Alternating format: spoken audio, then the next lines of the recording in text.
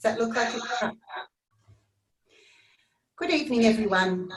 Hi. I'm Kim Dunphy, President of the Dance Movement Therapy Association of Australasia, and pleased to be here tonight with our colleagues to discuss this issue of NDIS and resources to help dance movement therapists work with clients through the NDIS.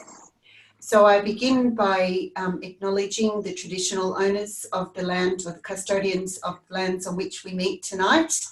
And for Tess, Laura and I, it's the Boonwurrung people of the Kulin Nation. And for those of us with us, with Maria at the moment and anyone else who joins us, we acknowledge the traditional custodians of those lands, elders past and present, and those emerging.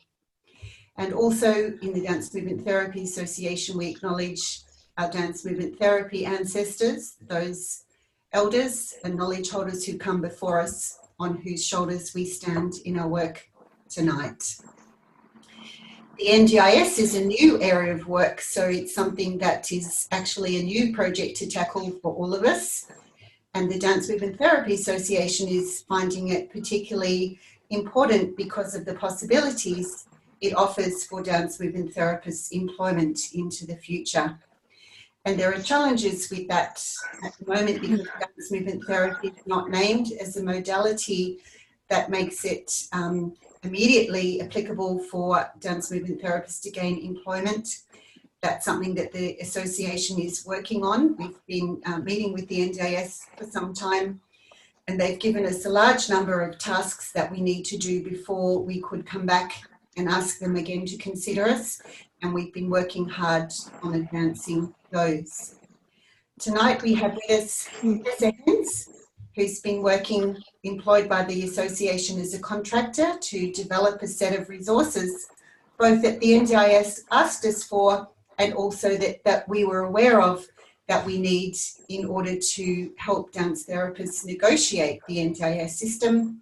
And we also have with us Laura Howley, who's the DTAA's administrator, who brings both her expertise in managing the association, but also in her own private work as a dance movement therapist, expertise with the NDIS system. And she's one of the therapists that spoke to Tessa and is quoted in these resources. Laura, can we just have a little hello from you? Hello. Hi, Laura. And then welcome audience members who are with us both tonight and those who will be with us in the future as they have the opportunity to use this resource, which we will put on our website after tonight's presentation. So I'm going to hand over to Tessa. Tessa was engaged by the association, Tess, both because of her expertise with clients, working with clients with disability and the NDIS, and also because of her expertise as a writer. So we wanted someone with all of those skills. And I think it would be fair to say that your expertise in relation to dance movement therapy and NDIS has grown very significantly in the course of this project, Tess. Certainly has, Kim. Thank you for that welcome. That's fantastic. What I'm going to do is I'm going to take you through to the presentation so we can get started. So just bear with me while I open it up.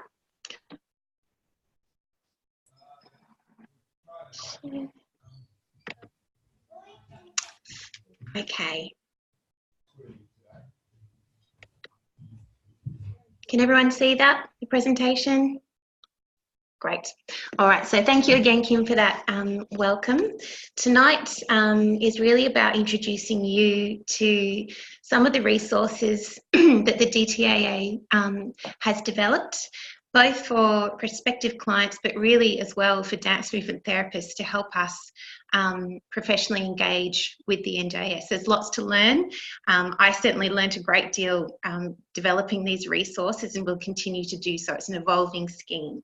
So before we start, I'm just going to very briefly introduce you to the NDIS. I imagine most of you are fairly familiar with it, but for those of you who are less familiar, the NDIS, which stands for National Disability Insurance Scheme, is a national funding scheme that funds children and adults from age 0 to 65 who have a disability or impairment that's considered permanent. It funds those people to gain daily living supports access to therapies, access to equipment that can help them increase their independence and their capacity for independence, and also increase their capacity for community participation. The NDIS joins a really big international trend in individualised funding arrangements and packages. So previously in Australia, disability service providers held pots of money, which they could then direct as they deemed necessary and required. The difference now is with the NDIS that participants of the NDIS have their own funding package, so their own little bucket of money, and with that they can elect to use whatever services they choose and whatever services align with their goals, their interests, their needs. So a big shift is it makes our disability environment more market-based, but it also really does empower service users, participants, people with disabilities to have much more agency in choice making in their lives. So that's a really brief background of the NDIS. There's lots to learn, but that sort of gives you a brief overview. The NDIS has been in a stage of rollout across different areas of Australia, and I believe we're entirely rolled out now. Possibly there are a couple of places in Western Australia that are still waiting, but by and large the NDIS is active across Australia. The latest media release from the NDIS states that 250,000 people are receiving supports under the NDIS. So that's lots of people. So we're well and truly in action. It's here. NDIS is here with us to stay. It's a big thing, the NDIS, and I certainly learnt that there's lots to learn when you engage with it. One of the best ways to learn about the NDIS is really to have a look at the NDIS website. It's got lots of resources. And one of the best things I did for myself and I'm still learning, is I actually engaged with the resources they've created for participants. So they're really accessible, they're visual, there's videos, and they break down lots of the processes in NDIS that help you understand how a participant would engage with it. So I really recommend you have a look on the website yourself and have a look at some of those resources, those that are provided for service providers, but also those that are provided for participants. I think you'll find that really helpful. So tonight, we're looking at the way that NDIS can relate to dance movement therapy.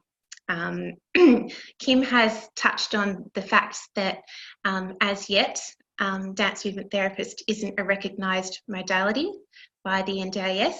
Art therapy and music therapy are, which is great. So that's a step in the right direction.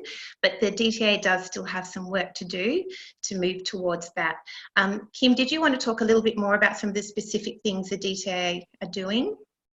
Thank you, Tess. Just very briefly, one of these things that, the major thing that the NDIS was looking for was a much more structured way that the association had for offering or ensuring quality of services, and that catalysed a large number of tasks that we've done over the last 2 years. The first being the register. So previously we had professional members, but we had no process of them being formally registered. We didn't have numbers. We didn't have a process of auditing those members. We didn't have continuing professional development auditing practices. We still don't have supervision auditing practices, and they're being introduced this year. So tightening up in terms of who we were acknowledging as registered dance movement therapists. And so we've clearly distinguishing professional and provisional professional members as the people we recognise as dance movement therapists. We've also, the board just last week passed a complaints procedure, so that will be online shortly, and that means that any client who's using a dance movement therapist who's registered with the association has a process that they can use to complain about that member's service. So there are a few things to do with managing the quality of what the association is recommending as recommended services. The NDIS also wanted a lot of information about the efficacy of dance movement therapy for clients with disability. And I've been working with Ella Dumaresque from the Research Committee and Dutch colleagues on a systematic literature review where we look at the evidence that tells us how dance movement therapy contributes to issues that people with a disability face, particularly those funded by NDIS. and then also the resources that Tess is producing today. So things that are going to help clients understand how they might benefit through dance movement therapy, and also how dance movement therapists might contribute to clients' outcomes. Thanks, Tess. Thank you, Kim. So before I take you to the website and give you a bit of a tour of what we have created for the DTAA, I'll just quickly touch on part of this project. As part of this project, we did carry out a survey just to gain a measure of how Australian dance movement therapists are engaging in the disability sector and with the NDIS, just to get a picture of how people are working in the field.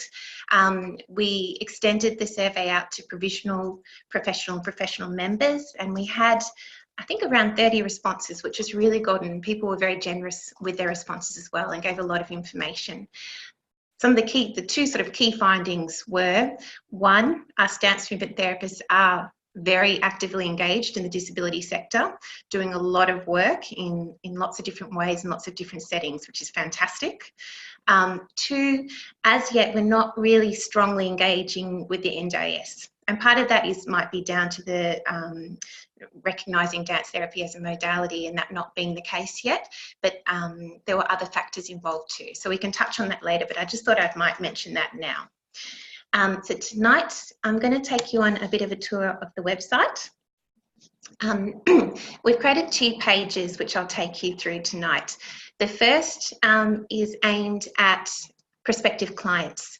So we've created resources to help prospective clients understand a bit more about what dance therapy is and how they can engage dance movement therapy and how they can use the NDIS to engage with dance movement therapy. So that's the first page that we'll look at. The second page is really aimed at you, dance movement therapists, and it provides you lots of information about the NDIS and how you can engage with it. There's lots of resources you can use too. So I'll start with the page for prospective clients. So I'm going to take you out of here and take you to the website now. So bear with me for a second.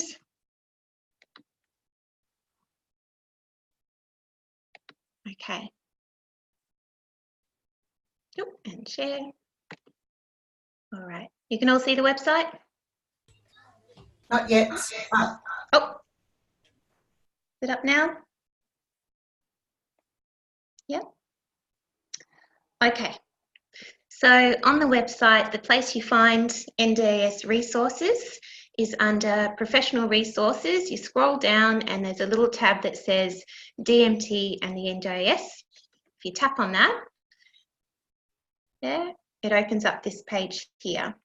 And you'll see a series of resources here. So the first thing to look at is just a series of questions and answers. This page is open to the public, so it's open to people who might want to learn a bit more about dance movement therapy. So you've got really simple questions and answers in drop-down bars. What is dance movement therapy? And it provides a broad definition, but also looks a little bit at disability and dance movement therapy. Who could benefit?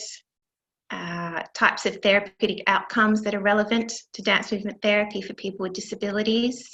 There's also really practical things. So a lot of people I know, when I've spoken to them about dance movement therapy, kind of want to know what happens in a session. And it changes from dance movement therapist to dance movement therapist in different settings, but it just gives a little bit of a broad overview of what happens, what can happen in dance movement therapy session. It guides people to the listings, so the provisional and professional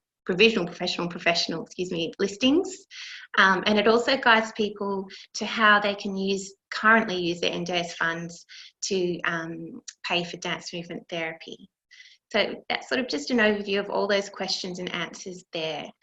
There's also a question here: how do dance movement therapists assess and report against outcomes and goals? When we're working within the NDIS, people are using their funding to access dance movement therapy, so they're using it to pay you. So there's an expectation that you work in a reasonably evidence-based way and justify the funding. So there's sometimes some expectation that to report or do a little bit of assessment. So when a person goes to their review meeting to talk about their next lot of funding, there's a little bit of evidence there that they can talk to describe how dance movement therapy has supported them in their goals. So then they could possibly gain some more funding in the following year. So there's a little bit of a description there of how dance movement therapists might approach that. We also have a big reading list. I'll just open it up so you can see peer-reviewed articles and publications, and books and articles for those people who really want to find out a bit more about dance movement therapy. And it's just good to have some evidence of an evidence base there too, the fact that people have worked in disability field using dance movement therapy. We sort of questioned whether we'd put these templates here. So here you can see an NDIS service agreement template, an intake form template, and an NDIS progress report template.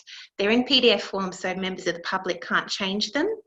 But a lot of families who are engaging with the NDIS now, they can often feel a bit overwhelmed because it can be a huge process, and you often have to gather lots of evidence, and you have to be able to understand the process which is required to get the funding. So just having those there help those families and those participants know how we can help them with those processes using that documentation.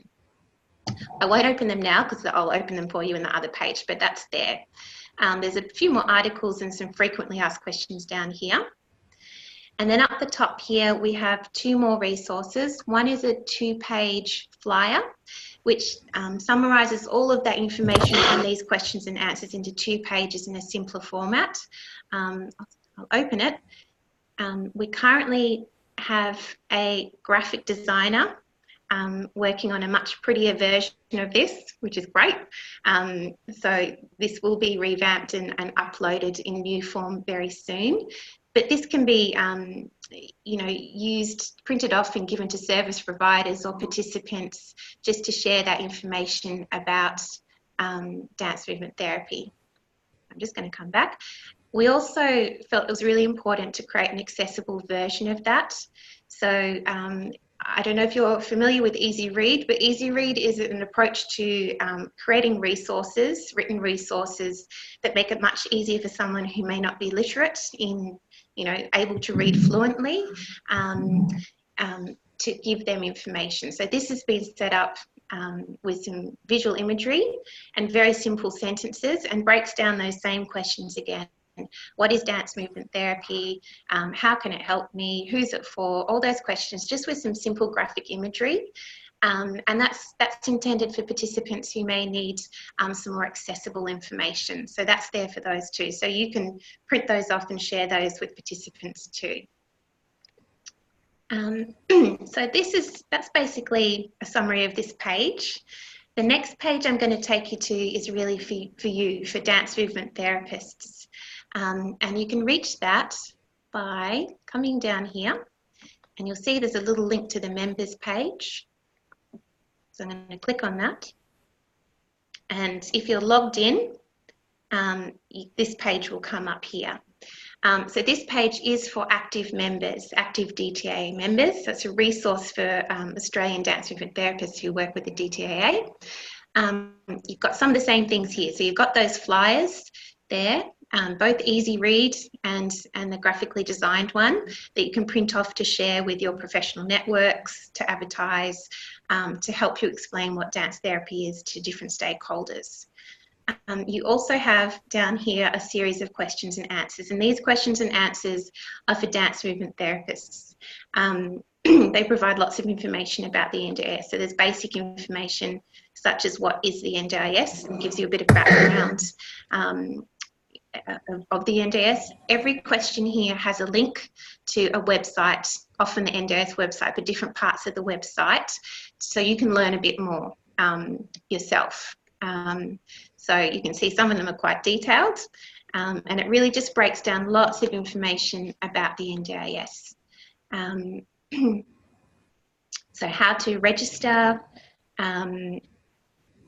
One really important thing that I'm not going to go into depth about a lot of this detail, but one important thing I did want to discuss tonight is the fact that we can't yet register as dance movement therapists in our own right.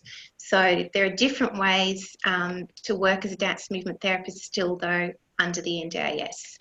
And I'll just quickly break them down for you here. The first is participants who have packages with the NDIS can choose to have their package managed different ways.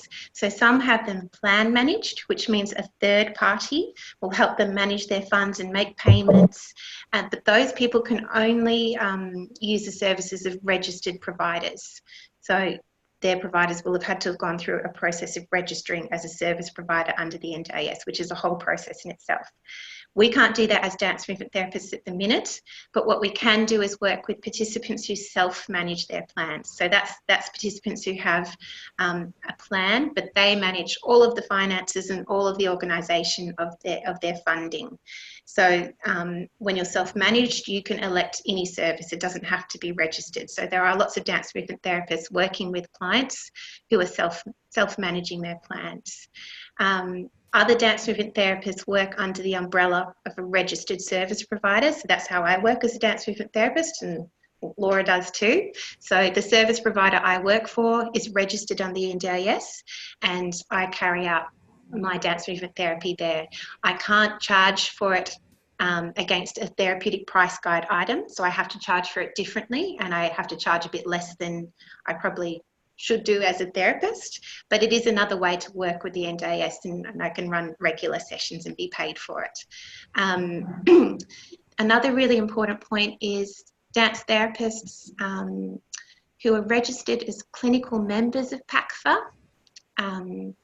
So that's the National Peak Body for Counsellors and Psychotherapists, and there are some of us who are.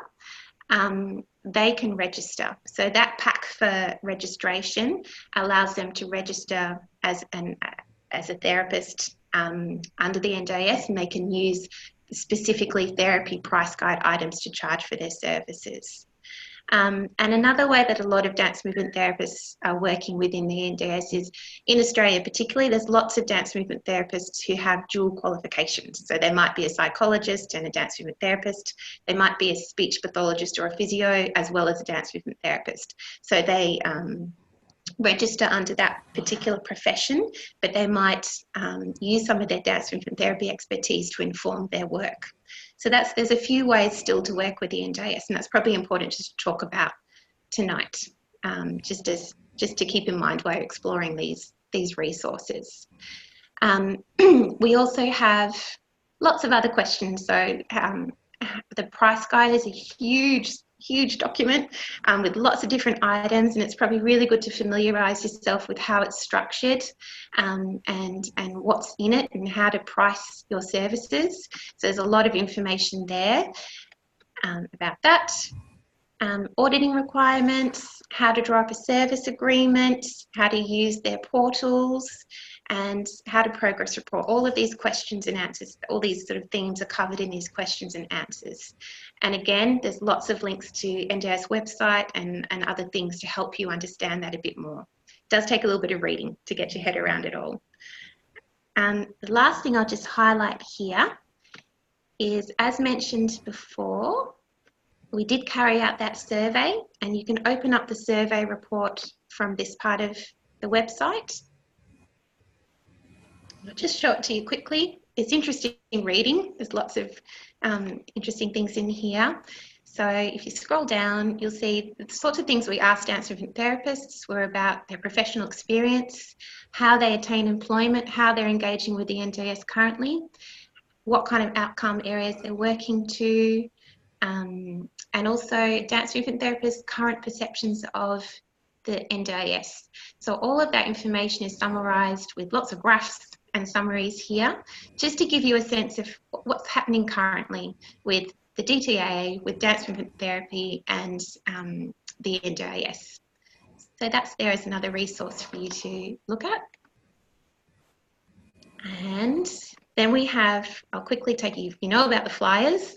We also have templates here. So this is probably quite a useful resource if you're really actively working.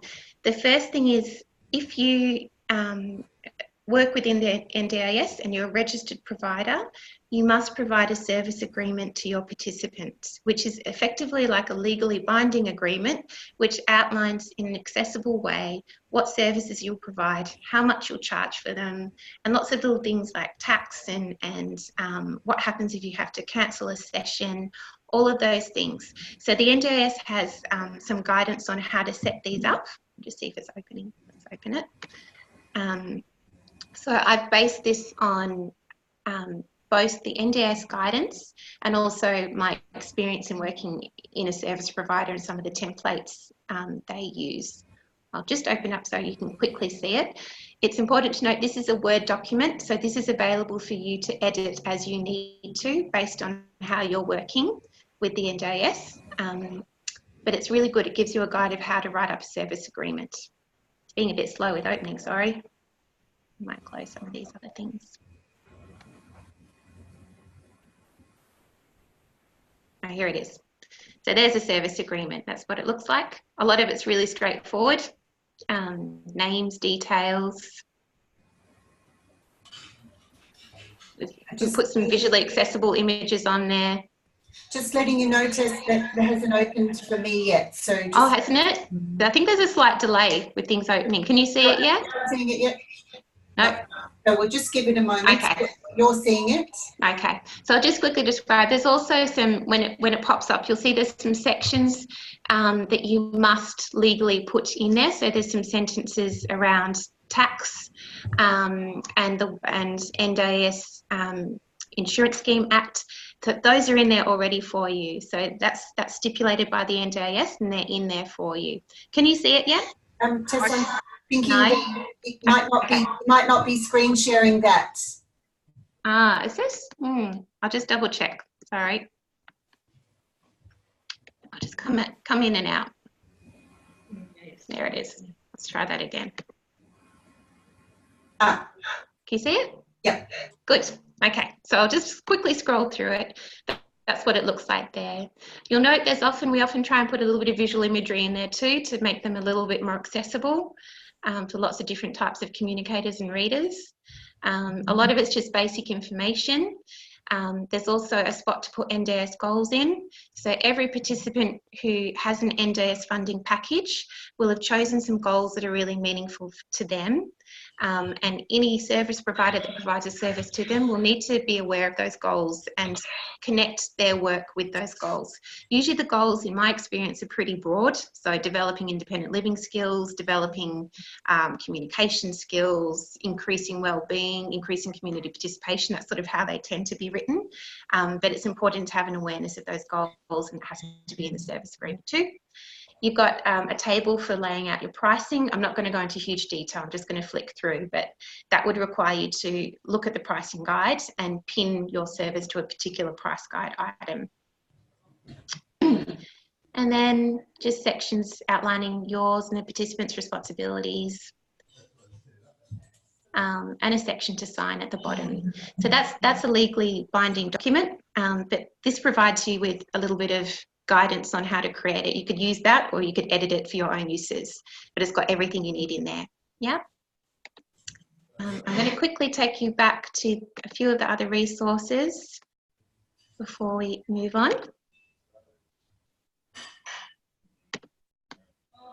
So we also have an intake form. We've created a template for an intake form, which just guides you in terms of thinking about the type of information you might need to collect when you first work with somebody. Would you like me to open it up quickly? Thank you. Yep, okay. Yeah.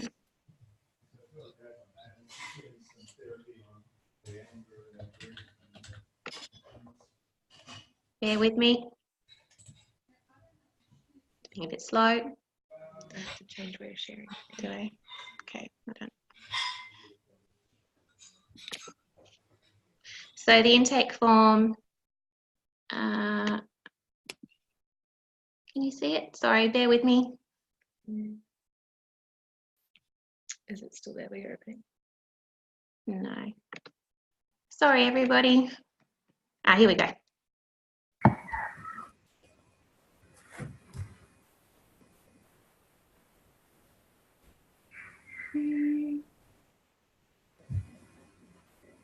Sorry, everybody, it's taking a little bit of time.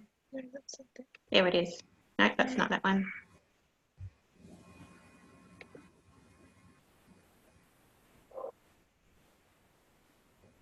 Here we go. Can you see it?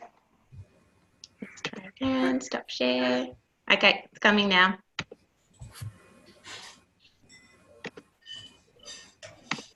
Okay, thank you for your patience. So this is a template for an intake form. It's got all those obvious things. So, you know, the date, people's details, how you contact them. It asks you to define how their plan is being managed, whether it's agency self or plan managed. It asks for NDIS goals, so it's pretty important to really learn about those NDIS goals if someone's using their NDIS funds to work with you. And then just really simple, and you know, you might come up with your own questions that would match your practice, but simple things like how I like to communicate. Often people with disabilities have specific communication preferences, and it's really good to know about them. Things that you might need, they might want you to know about their mobility. Again, often very important in disability. Health, safety. So I know in my experience, it's been really good to know if someone has, if they're willing to let you know epilepsy or that they might abscond. All those things are pretty important in this field. So that information is very helpful. Mental health, if they want to share anything about that. Important people in my life. In my experience, I've worked with lots of people who are non-verbal communicators, and the important people in their life, like their family or friends, often provide a bit of a bridge, and if they're willing for you to connect with them, that's really helpful as well. So having that information there is good. And then we've just suggested asking what special interests or strengths are, preferred music, if there are particular issues that they might want to explore through the therapy, and what's really important to them in a dance movement therapy session. So again, I'll say this is a Word document. It's open for editing and adapting to your own practice, but it's another helpful thing for you to have when you're working with new people. So I'm just going to close that one down. The very last thing I'll share with you is, I'm going to come back here. Where is it? An NDIS progress report. So as I've mentioned, people who have NDIS funds have to have an annual review. So usually that happens about 3 months before the year of their funding comes out, and that's the time when they're collecting lots of information from all of their therapists and all of their teachers and all of the service providers about what they've been doing and what they've been up to and how it's been supporting them to live a really full, meaningful life and reach their goals. So we've created a progress report sample. It's a guide, it's a Word document again, so it's something that you can adapt to your own practice, but it provides you with a template to think about what you write about. Probably about the most important thing to think about is really being able to explicate how the dance movement therapy connects to the person's goals. I'll just open it up for you so you can see it. That one there. Yeah, good.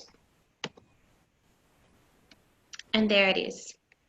So participant name, every participant has an NDIS number. That's probably quite important to have on the documentation. Service agreement date, so the beginning date and the end date of the service agreement that they have with you needs to be on there. And then we've set it up like this. So summary of links between NDIS and DMT specific goals. So you might have dance movement therapy goals. They're really dance movement therapy goals, but you might be able to link them to the goals, those broader goals of that person has. Provide a quick brief summary and evidence of progress. And you do that for as many goals as is necessary. We put in a section for participant feedback because it's really important that a participant has a strong voice in their assessment and their planning, so they can really share what they feel about how they're going in dance movement therapy. And then also there's a section for recommendations. So plan reviewers and LACs and all the people involved in NDIS review processes are often looking for recommendations, and it might be continue dance movement therapy, or it might be this person might benefit from speech pathology input to support their communication. It could be, this person needs one-to-one support in dance movement therapy sessions in future. There's lots of different types of recommendations you can make. So that's the template for a report. Yeah. Okay, so I'm going to bring you back to the website.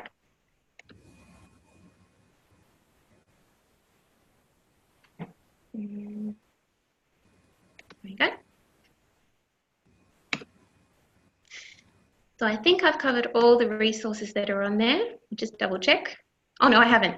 One last thing is, as part of this project, we did interview 2 dance movement therapists who are currently working with the NDIS and asked some simple questions like, how do they gain work with the NDIS and what their tips are for engaging with the NDIS. So Laura Hawley was one, thank you Laura, and Mandy Agnew was another who's very experienced in the disability field, so it's fantastic to have her input. And then we just put top 10 tips for working with the NDIS. And it's just some really simple tips to help you think about what you need to do when you work as a dance movement therapist and use NDIS funding. So that's a rundown of what's on the website. It's all there for you to use as you like. I hope it helps. It's really good to think about all those different things when you're working, and it's good to have some templates because it gets you to start thinking about your own practice as well. Before we finish, I thought it might be just good to very quickly talk about future directions for dance movement therapy and the NDIS. So the one thing I would say after researching the NDIS and writing a bit about it and practicing in the disability field is be quite vocal about what you do. Don't be afraid to network. Don't be afraid to talk about the work you do, to write about the work you do, because the more visible dance movement therapy is, the more likely it is you get work. And it also helps that DTAA cause of gaining that recognition. Kim, do you have anything you'd like to say about future directions for NDIS and DTAA? Well, just to confirm that it's a priority for the DTAA to do the very best we can to get DTAA listed as a registered modality. We're not certain that we will be able to achieve this, and one challenge is that our number of practitioners is so small that we actually can't service the whole of Australia, and that makes us an unattractive possibility for the NDIS. So part of what we need to do as dance movement therapists and as a profession is to grow our profession, and the more we grow the profession, the more useful we will be as a possibility for clients with disability. So all of that hopefully will be into the future. We'll do our best in our current situation, and certainly all these things that we've developed, including these very helpful ideas, 5 different ideas about how we can access NDIS funds even though we're not a registered modality, is very helpful. So quite a number of our members are accessing NDIS funds to support their work with clients with disability. So it's not that the situation is hopeless. It's certainly not hopeless. We would like it to be better, and we'll continue to advance that. And at the moment, we don't have an active NDIS committee, so we will be looking, now that we've got this project just about complete, we'll be looking to reactivate that committee again and advance our engagement with the NDIS. So we would welcome members who would wish to be supporting that process to make contact with me and work together so that we can do our best to bring ourselves to the attention of the NDIS for all the excellent possibilities that dance movement therapists offer NDIS clients. And as Tess has pointed out, there's at least 5 different categories under which our work can contribute to NDIS clients' progress. And so therefore, dance movement therapy is clearly a modality that is useful. And we need more people to be hearing this from us. Thanks, Tess. Thanks, Kim. So just for the final part of this webinar, I'm going to open up for questions. So if you have any questions about the resources, about working with the NDIS, please feel free to ask now.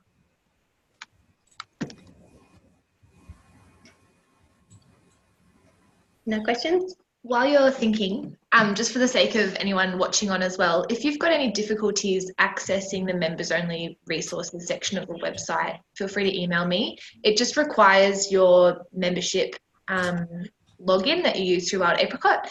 It's very easy for me to troubleshoot. If you're having any issues, we can get you a new password, anything like that. So I know that's a concern for some people, but just get in touch. There's no questions. Before I finish, I'll just finish by saying the NDIS is evolving, so it's always changing. So if you're going to be working with it, it's worth really keeping track of it. The price guide changes at least once a year, and a lot of their policies and procedures change as well. So it's worth just checking in with the website. And we also, with these resources, it might be likely we have to sort of update them. So if you have any recommendations or feedback or any additions, please do let us know. You could email Laura at the admin email address. Thank you. So just before you sign off, Tess, I'm going to just invite anybody who's with us tonight. Is there anything that you could share about your experience of working with the NDIS or engaging with the NDIS that is either both something that might be informative for others or even a challenge that you face that would be interesting for others to hear?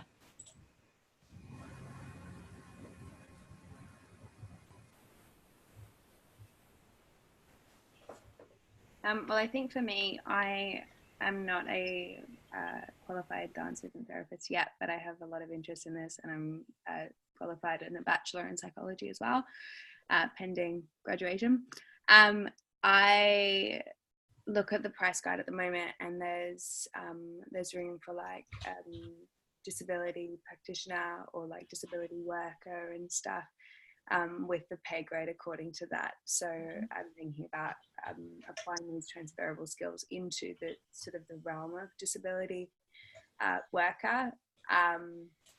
But yeah, and then as I get more qualified, things will naturally unfold. But I really value the kind of using different modalities, especially along with psychology practice, for me is really interesting. So yeah, being able to demonstrate that you have an evidence-based practice and you're cross modalities and you are holistic, I think there's a real value in that. Yeah. Mm.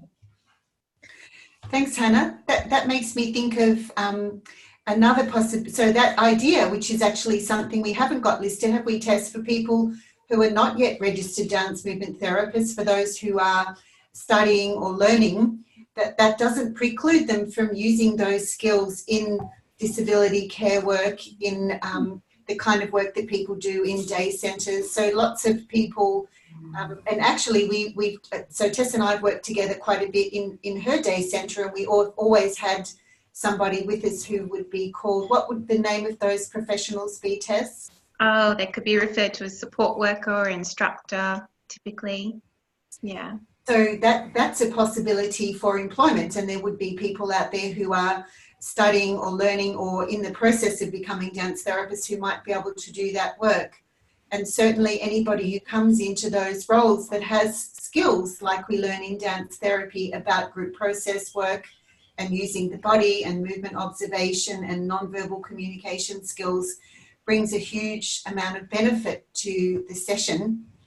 And so that's another way that people who are not yet registered dance movement therapists can use those skills and be working in the NDIS system. So that's a good point, Hannah, and certainly a great way for people to develop skills before they get to the level where they can be called dance movement therapists. And often that's how people begin, and they gradually move up into the system in that way, or into the recognised roles in that way. I think, Hannah, as well, it's a good way to increase, like as I was saying, the visibility of dance movement therapy. So I've worked in an early learning centre, not as a dance movement therapist, but applied a lot of the learning and skills I've gained as a dance movement therapist, which led to a lot of discourse and discussion on dance and dance movement therapy in those types of settings. So it's a really positive thing to do with the right supervision and guidance, of course. Made me think of something that I have now a question that I can't answer. Okay. That there was a time I could answer, but the website has changed so dramatically, as Tess says, it's always changing. if someone wanted to know about the different professions that were listed and the qualifications required, so that they could map what skills they have against, as I know I've done, like as in with fitness instructing, being able to look at what certificates required, what registrations required. Do we know where that is? There is a link. So in one of the questions and answers in our section, in the members section, there's a link to find a listing of all of the professions. If you can't find it, feel free to email and I can guide you there too. But there's a lot of documentation that outlines all of the different professions that are recognised under the NDIS. Great. So good.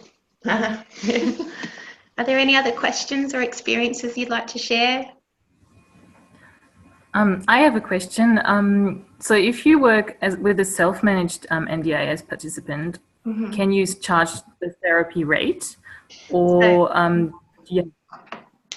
Yeah, so it's a good question. When you work with self-managed, you can charge at a rate you deem adequate. So you're not bound by the price guide in the same way. So there's a bit more flexibility there.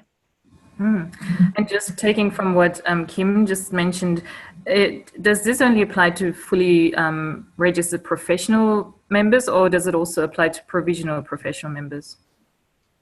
I would assume both. Kim, would you agree with that?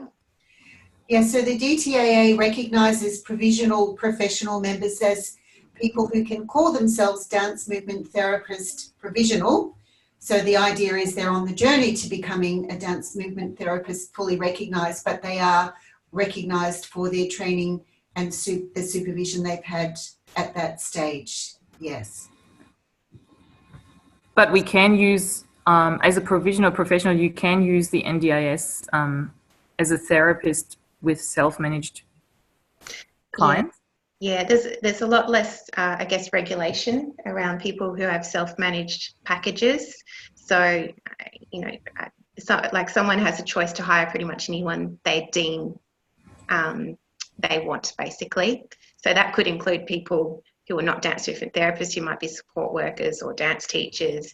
There's much more flexibility. So there's, I guess, less regulation, which could be negative, but there's a bit more flexibility as well for service users. That's great. And do you still need the documentation? I mean, it's probably always good to have it. Like, yeah. So I think if you're working with a self-managed client, and Laura, you do, I believe. Yeah.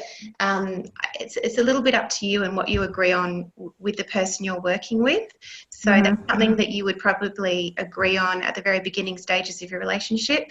It really does help to have a report. It helps you gain more work and to justify, you know, that service being used. So I would personally always recommend having something, even if it's brief, written up.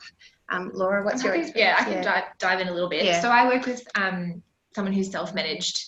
Basically, it means that, as Tess said, I guess the restrictions of the NDIS aren't applied, but all of the positive things absolutely are still going to serve you in how you work with them. So whether you use a service agreement template or whether you have your own template, like within your business practice for identifying like your intake and all the information that you're going to need from the client, I would say the most important thing is still to be recording what you're doing and using like the template for how you're going to give feedback, because even though that person's self-managed, they're still going to get to the end of their year and then have to reapply for all of their funding in the exact same way. Yeah. So more than anything else, it's still really important that you can write about your work in the way that the NDIS want to read about your work, because they're more concerned with, for example, like how the client's reaching their goals and how what you're doing directly links back to their goals than they might be about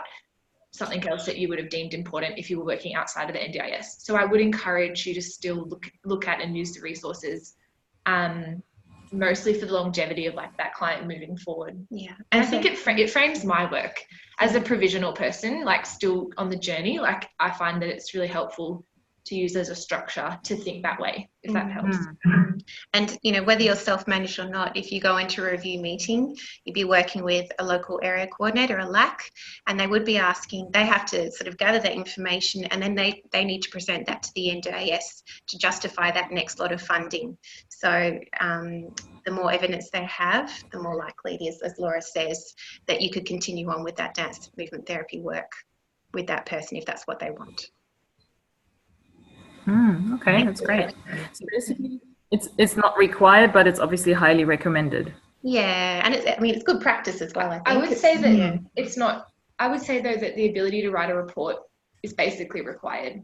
Yeah. It's not, but if you don't do it, you're not going to be able to, you'll potentially lose the funding opportunities for the future year. Out of all the different things. I don't have a stringent service agreement with my client. I have like my own agreements that I had sort of outside of the NDIS, because we don't need it in the same way for putting payments through the payment system for a third party to pay or something, for example. But yeah, the reporting I would say is pretty important. Okay. I just ask a quick question. You've got, from my understanding, self-managed, plan-managed, and agency-managed. The most flexibility obviously would come with self-managed, but in terms of the flexibility with being able to arrange your own rate and agree on a rate apart from the price guide, does that only come with self-managed, or is it also plan-managed? No. So if you're plan managed, you can only use registered service providers. If you're a registered service provider, you must work with the price guide. And the price guide's effectively created by the NDIS to make sure there's value for money for participants. That would be their argument. So you have to work with the price guide. So there is much less flexibility. Yeah. Thank you. Good question. Yeah. Any other questions? No? Great. Well, thank you for being here tonight and for listening. And I hope you get something out of those resources. Please feel free to give feedback. It's really good to have any suggestions as well of what you might need in future is great. Thank you very much. And I'd like to close the session by thanking Tessa for her amazing work when we were practicing for this webinar, and then I really looked at the depth of her engagement with this topic. I feel really grateful, because I know a lot of our members know that the NDIS is out there, but the kind of overwhelming nature of the information available has prevented people from taking that step. So having someone looking at it from the lens of dance movement therapy, and someone who is working in an agency where she's found a way to make that work, has meant that this information, it's like a thin edge of the wedge. Once we're getting in with this information, we might expect then that people are able to really negotiate well and find ways to work with the NDIS. So thank you, Tessa, for this excellent work. Thank you, Laura, for supporting Tess tonight in your first co-produced webinar. And thank you to everyone for joining us, and those who will use this material into the future, which the miracle of Zoom makes possible.